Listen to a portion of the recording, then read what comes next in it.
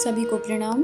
परमपिता की अनंत कृपा से हम पढ़ रहे हैं पुस्तक आपत्ति काल का अध्यात्म जन्म शताब्दी पुस्तक माला 2 का स्वाध्याय। तो आइए उस परमपिता परमेश्वर से प्रार्थना करते हैं कि गुरुदेव की वाणी को पढ़ लें, और ये बड़ी कृपा है कि ये पढ़ने को मिल रही है।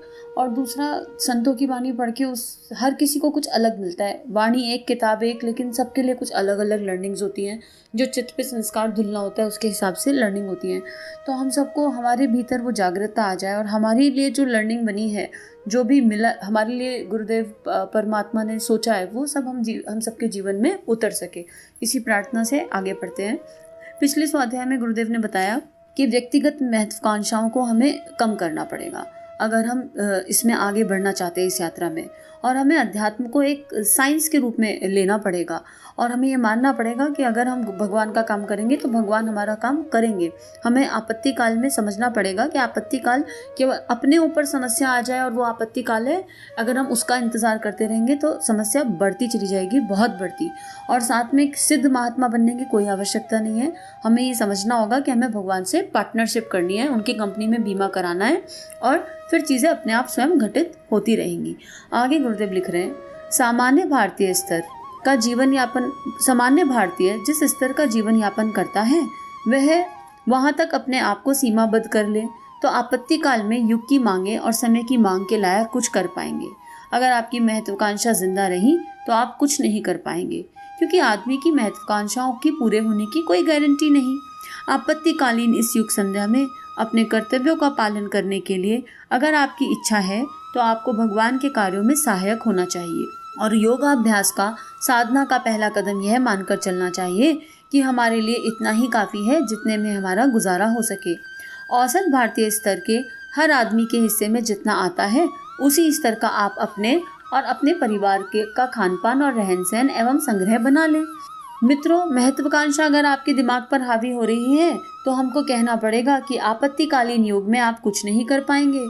नामवरी के लिए यश, लोभ या भड़कावे बहकावे में आप कर परोपकार के नाम पर कुछ खेल खिलौना थोड़ा बहुत कर भी लें, पर असल में आप कुछ ठोस काम नहीं कर पाएंगे। आपकी महत्वाकांक्षाओं को कम करिए। तो क्या महत्वाकांक्षाएं खत्म कर देने से आदमी का वर्चस्व खत्म हो जाएगा? अब ये प्रश्न गुरुदेव हमारे सामने रख रहे हैं, पर इसके पहले ये समझते हैं कि गुरुदेव यहाँ क्या कह रहे हैं। औसत भारतीय की अब डेफिनेशन क्या है? सबकी अपनी अपनी डेफिनेशन हो जाएंगी। औसत भारतीय स्तर क्या होता है? हम इंडिविजुअल डेफिनेशंस क्रिएट कर लेते हैं। अब कोई ऐसा होगा जो सोचेगा कि 2 कमरे के घर में भी गुजारा आराम से हो सकता है, कोई कहेगा नहीं 4 कमरों से तो कम में हो ही नहीं सकता, ये तो मिनिमम है ना। तो हमारी अपनी अपनी रिक्वायरमेंट है। कोई कहेगा कि एक 4 सीटर गाड़ी भी बहुत अच्छी है, कोई कहेगा नहीं 7 सीटर तो बहुत इंपॉर्टेंट है, उसके बिना तो हो ही नहीं सकता। किसी के हिसाब से स्कूल हो तो ऐसा हो जिसकी लाखों की फीस हो, कोई सोचता है सरकारी स्कूल भी ठीक है। तो फिर औसत भारतीय स्तर क्या हुआ, ये भी तो समझना पड़ेगा। तो इतना समझ में आता है कि हम नीड और ग्रीड का अंतर समझें। अगर हमने नीड, रिक्वायरमेंट और लालच का अंतर, बहुत थिन लाइन डिफरेंस होता है और हमारी अंतःकरण हमें अच्छे से आंसर दे सकती है, उसका अंतर समझ लें। रिक्वायरमेंट और लग्जरी का अंतर समझ लें।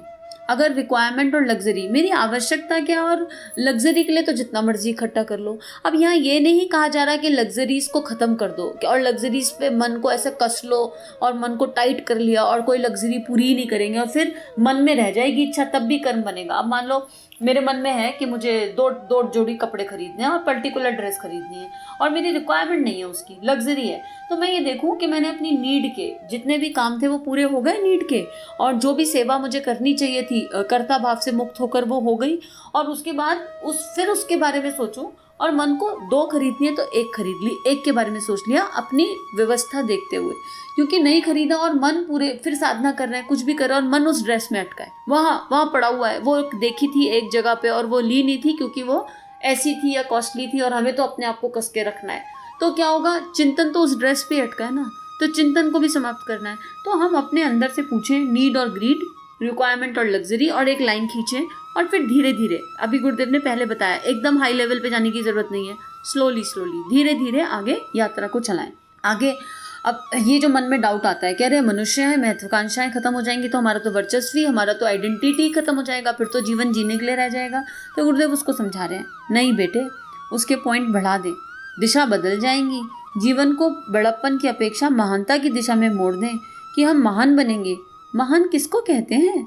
जो सिद्धांतों के लिए काम करते हैं, आदर्शों के लिए काम करते हैं। इस दिशा में महत्वाकांक्षाओं को जितना बढ़ाना चाहे बढ़ा दे। गुरुजी हम तो ऋषि बनेंगे। बेटा हम तुझे ऋषि बनाएंगे। ऋषि की महत्वाकांक्षा बढ़ा, हम तुझे ब्रह्म ऋषि बना देंगे, राज ऋषि बना देंगे, देव ऋषि बना देंगे। लेकिन शर्त एक ही है, हमारे रास्ते पर चल और उधर की महत्वाकांक्षाएं कर, कम करके इधर की महत्वाकांक्षाओं को उधर लगा दे। फिर जो तू कहेगा हम तुझे बना देंगे। हम आपको सेठ नहीं बना सकते, मिनिस्टर नहीं बना सकते, राजा भी नहीं बना सकते, पर आपकी आध्यात्मिक महत्वाकांक्षाओं को हम पूरा कर सकते हैं, क्योंकि वे स्वाभाविक और सरल हैं। उनमें देवीय शक्तियां सहायता करती हैं, पर आपकी भौतिक महत्वाकांक्षाओं में देवीय शक्तियां सहायता नहीं कर सकती। उसमें आपका कर्म और पुरुषार्थ सहायता कर सकता है। यही घूम घाम करके दैवी कृपा आशीर्वाद के रूप में आ जाता है। अब गुरुदेव अंतर समझा रहे हैं, महत्वाकांक्षाएं खत्म नहीं होंगी, दिशा बदल जाएगी। अभी केवल स्वार्थ की बात है, तब परमार्थ की बात होगी। विश्व वसुधा के लिए प्रार्थना होने लगेगी, जन जन के लिए प्रार्थना होने लगेगी।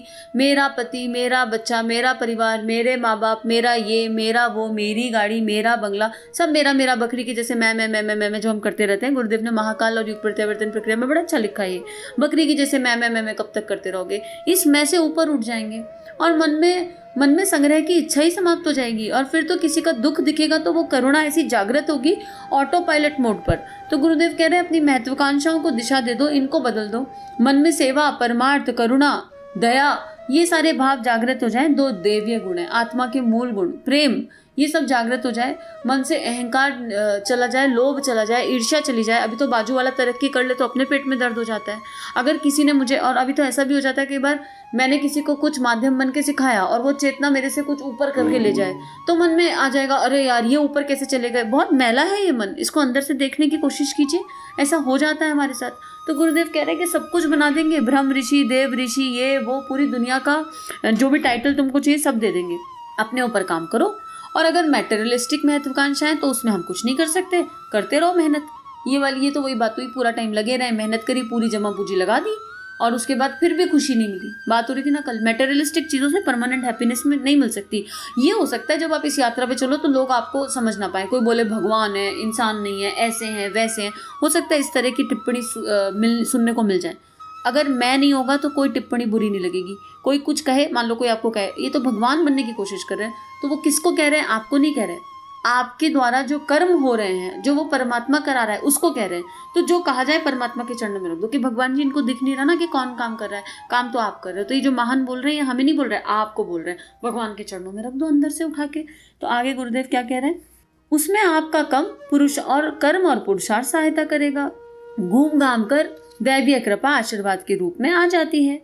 फोकट में दैवी कृपा आदमी की भौतिक महत्वाकांक्षाएं को पूरा करने में सहायक नहीं होती। यदि देवता पैसे देता होता तो हिंदुस्तान जैसा देश, जो देवताओं का देश कहलाता है, गरीब नहीं होता। लक्ष्मी जी की पूजा करते हुए 7 पीढ़ियां व्यतीत हो गईं, फिर भी गरीबी हमारे घर से नहीं निकली। लक्ष्मी जी आई नहीं। हमने सुना है देवता कृपा करते हैं, देवता कृपा नहीं करते। भौतिक जीवन में योग्यताएं काम करती हैं, पुरुषार्थ काम करता है। जापानियों से पूछकर आइए कि आपको जो संपत्ति मिली उसे क्या लक्ष्मी जी ने भेजा है या आपके पुरुषार्थ ने? हर जापानी यही कहेगा, हमारे पुरुषार्थ ने भेजा है, लक्ष्मी जी की इसमें कोई सहायता नहीं। देवताओं की सहायता एक काम आती है, आध्यात्मिक जीवन, आंतरिक जीवन के विकास में, जो कि वास्तविक जीवन है और सारी की सारी सफलताओं का केंद्र है। यही जीवन आपका विकसित हो सकता है। अब गुरुदेव कितनी अच्छी बात बता रहे हैं और बहुत अच्छा भी लग रहा है, व्यंग भी है, समझदारी के साथ गुरुदेव हमें मज़ेदार बता रहे हैं कि गरीब, सबसे ज़्यादा गरीब देश भारत है और सबसे ज़्यादा देवी देवता भारत में। सबसे ज़्यादा हम भगवान को पूछते हैं, जाने कौन कौन से स्वरूप हमने बना रखे हैं, बस उस भीतर के देवता को भूल गए। भीतर के जो सच्चे देवता है, श्रेष्ठ गुणों का समुच्चय एक्चुअली भगवान होता है, उसको भूल गए। बाकी पूरी दुनिया के देवी देवता याद रख रखे हैं और जिन्हें याद है उनको भी अपने स्वार्थ के लिए पूज रहे हैं। अरे हमें ये दे दो, अरे हमें वो वाली लॉलीपॉप दे दो, वो वाली टॉफ़ी दे दो, यही सब हम कर रहे हैं। तो गुरुदेव कह रहे हैं कि वास्तविक देवता को अगर हम समझ जाएं, जान जाएं, वो सारी सफलताओं का केंद्र है। कितने नाम ऐसे हैं, APJ अब्दुल कलाम कौन सी ऊंचाइयों पे नहीं पहुंचे, अब्राहम लिंकन कौन सी ऊंचाइयों पे नहीं पहुंचे, क्या नहीं मिला इन लोगों को, ऐसे गांधी जी क्या नहीं मिला, पूरी आध्यात्मिकता थी भीतर और उसी के बल पर इतनी ऊंचाइयों पे पहुंचे। लेकिन ऊंचाइयों पे पहुंच के भी अपने मूल को नहीं भूले। अपना मूल क्या था? उनका मूल था सेवा, उनका मूल था करुणा, समाज के लिए कुछ करना। अपना कोई संग्रह था ही नहीं, तब भी नहीं था। तो यही बात यहाँ गुरुदेव समझा रहे हैं, आगे लिख रहे हैं इस आपत्ति काल में जो सामान्य समय नहीं है, यदि आप अपने जीवन की रीति नीति और गतिविधियों को बदल दें, अपने भौतिक जीवन की महत्वाकांक्षाओं को कम कर दें, जितने कम में गुजारा हो सकता है उतने कम पैसे कम समय में अपना गुजारा कर लें और बाकी सारे का सारा समय श्रेष्ठ कामों के लिए, आध्यात्मिक कार्यों के लिए, आपत्ति काल के क्रियाकलापों के लिए समय की मांग को पूरे में लगा दें। वही रीति अगर आपकी समझ में आ जाएगी तो फिर मैं कहता हूँ कि बात का रास्ता आपके लिए साफ है। फिर आपकी मुक्ति का रास्ता खुल गया और जो चीज़ें आप चाहते थे उनके मिलने की गारंटी हो गई। जब इच्छा खत्म हो जाती है ना, तो जिस चीज़ की मन में छोटी सी भी डिज़ायर सूक्ष्म में भी पड़ी हो, वो अपने आप पूरी होने लगती है। क्योंकि डिज़ायर तो इस यात्रा पे पूरी होती है, लेकिन तब तक नहीं होती जब तक डिज़ायर रह जाए। जिस दिन डिज़ायर खत्म और हम लोग सत्य मार्ग पर चल चलें, हम सही मार्ग पर चल चलें, आपत्ति काल के अनुसार भीतर के मार्ग पे चल चलें, उस दिन सब कुछ अपने आप ठीक हो जाएगा। यदि आपने अपने आप को बदल दिया तो सिद्धियां भी मिल जाएंगी। सूरदास ने अपने आप को बदल लिया तो वो विलप मंगल से सूरदास हो गए। भगवान उनको इसी जीवन में मिल गए। तुलसीदास जी ने अपने जीवन क्रम को बदल दिया तो भगवान उनको इसी जीवन क्रम में मिल गए। वाल्मीकि जी ने अपने जीवन क्रम को बदल दिया तो भगवान उनको इसी जीवन में मिल गए। बुरे से बुरे आदमियों में जिन्होंने अपने जीवन क्रम में हेरफेर किया, भगवान के ऊपर जाल फेंकते रहे और यह कहते रहे कि हमको दिला दीजिए, आप हमारी डकैती में फ़ायदा करा दीजिए। बेटे, ये देवी देवता और भगत दोनों ही मरेंगे और दोनों ही पिटेंगे। मैं चाहता हूँ कि आप इस अज्ञान, इस जंजाल से बाहर आए तो अच्छा है। मैं चाहता हूँ कि आपके सामने अध्यात्म की, शांति की, भगवान के प्यारे की, सिद्धियों की, चमत्कारों की, जीवन की सार्थकता की एक स्पष्ट रूपरेखा हो तो काम चल जाए। गुरुदेव हमें कह रहे अपना विजन बड़ा करो और बड़े विजन से सोचो, और जब विजन बड़ा हो जाएगा तो ये जो छोटे छोटे ढकोसले हैं, जो मिथ्या भ्रम है, इन सब से हम बाहर निकल जाएंगे। हम भ्रम में फंसे हुए हैं, अध्यात्म को हमने भ्रम मान लिया, रिलीजियस प्रैक्टिसेस में इतना उलझ गए और अपनी छोटी छोटी इच्छाओं को पूरा कराने में इतना उलझ गए कि जीवन की सार्थकता ही समझ नहीं आ रही। यहाँ पे मैं दृष्टा भाव में एक एग्जाम्पल बताती हूँ। मेरे पास एक काउंसलिंग का केस आया, मान लीजिए मैं नाम नहीं ले रही हूँ केस का, सही। तो वहाँ पर वो जो लेडी थी, वो जो है थोड़ा आध्यात्मिकता की ओर उनका मन ज़्यादा था और अध्यात्म में जुड़ी हुई थी। तो परिवार में थोड़ी समस्या चल रही थी और अध्यात्म की राह पे चलो तो ऐसा तो है नहीं कि सब कुछ स्मूथ हो जाता है, परिवार में समस्या आ जाती है और वो दिखती है स्थूल से समस्या, एक्चुअली समस्या नहीं होती। और उनके जो हस्बैंड थे वो अध्यात्म की दिशा में नहीं समझ पा रहे थे अध्यात्म को, और लेकिन लेडी का मन जुड़ा हुआ था। तो वो कहती कुछ नहीं थी, अपनी सारी जिम्मेदारियां पूरी करती थी, लेकिन भगवान का नाम बहुत लेती थी। बचे हुए समय में जो भी समय बच जाए घर परिवार से, उसमें परमात्मा का नाम, परमात्मा का स्मरण। तो उनके हस्बैंड को थोड़ी सी इसमें प्रॉब्लम आई। तो जब सारे रिश्तेदार उसको सॉल्व करने लगे तो सारे रिश्तेदारों ने ये कहा कि तुम भगवान का नाम लेना छोड़ दो, परमात्मा का नाम लेना छोड़ दोगे तो जीवन में सब कुछ सही हो जाएगा। तो पहले ये समझाया, एक कॉल पे भगवान का नाम लेना छोड़ दो। लेडी चुप रही, कुछ नहीं बोली और बोली मुझे समझ नहीं आ रहा कि जिस भगवान ने सब कुछ किया, जीवन में सब कुछ दिया, उसका नाम लेना छोड़ने की बात आप क्यों कर रहे हैं, मेरी समझ में नहीं आ रहा है, लेकिन ठीक है।